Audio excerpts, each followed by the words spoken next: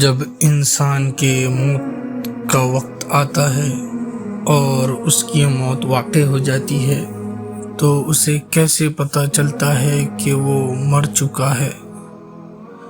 جب اس کی موت واقع ہوتی ہے تو وہ ایک خواب کی کیفیت میں سب کچھ دیکھ رہا ہوتا ہے اور محسوس کر رہا ہوتا ہے۔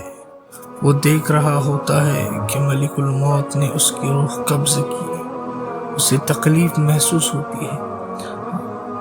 اگر نیک روح تھی تو بڑی آسانی سے روح قبض ہو جاتی ہے، اور اگر بد روح تھی تو اسے بہت تکلیف ہوتی ہے،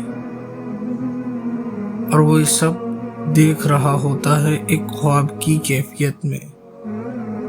رشتہ داروں کا رونا، گھر والوں کا رونا، وہ سب دیکھ رہا ہوتا ہے۔ جس طرح ہم برا خواب دیکھتے ہیں، ہمیں لگتا ہے کہ واقعی میں ایسا ہو رہا ہے، ٹھیک اسی طرح موت کے بعد وہ سب کچھ دیکھ رہا ہوتا ہے، اسے غسل دیا جاتا ہے، وہ بھی دیکھتا ہے۔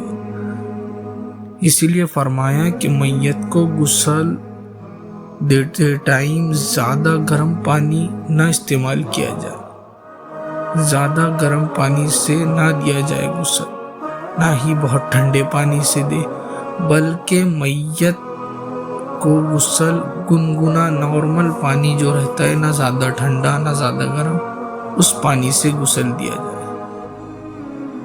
اس کے بعد جب اس کا جنازہ لے کے جایا جاتا ہے، وہ اسے بھی دیکھ رہا ہوتا ہے، بے چین ہوتا ہے، تڑپتا ہے کہ یہ کیا ہو گیا ہے اس کے بعد جب اس کی جنازے کی نماز پڑھائی جاتی ہے، وہ اسے بھی دیکھتا ہے، محسوس کرتا ہے۔ ہاں، پھر جب میت کی آخری مرحلہ آتا ہے دفنانے کا، اور جب اسے دفنایا جاتا ہے اور میت کے رشتہ دار دفنانے کے بعد 40 قدم دور چلے جاتے ہیں، تو اللہ رب العزت اس کے جسم میں روح کو واپس ڈال دیتے ہیں۔ جیسے ہی اس کی روح جسم میں واپس جاتی ہے، وہ سکون کی سانس لیتا ہے اور وہ یہ سمجھتا ہے کہ وہ خواب سے جاگ گیا۔ اسے راحت محسوس ہوتی ہے، وہ راحت محسوس کرتا ہے۔ لیکن جب وہ اٹھتا ہے تو دیکھتا ہے کہ وہ واقعی مر چکا ہے، اور وہ قبر کے اندھیروں میں ہے۔ وہ سیدھی طرف ہاتھ لگاتا ہے، اسے دیوار نظر آتی ہے۔ وہ دائیں طرف ہاتھ لگاتا ہے، وہ بائیں طرف ہاتھ لگاتا ہے، وہ اوپر ہاتھ لگاتا ہے، وہ نیچے ہاتھ لگاتا ہے، اسے کہیں جگہ نہیں ملتی، اور وہ سمجھ جاتا ہے کہ اس کی موت واقع ہو چکی ہے، اور وہ گھبراتا ہے۔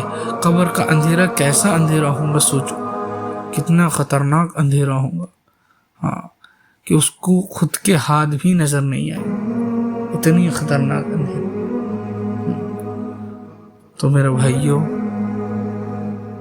یہ اپنے رب کی دی ہوئی زندگی بڑی قیمتی ہے، اور اس نے اس لیے نہیں دی کہ اپنی چاہی زندگی گزار لو، مزے سے گزار لو، انجوائے کر لو، ناچ گانے کر لو، نہیں، بلکہ اللہ کی رضا کے ساتھ یہ زندگی گزارنا ہے۔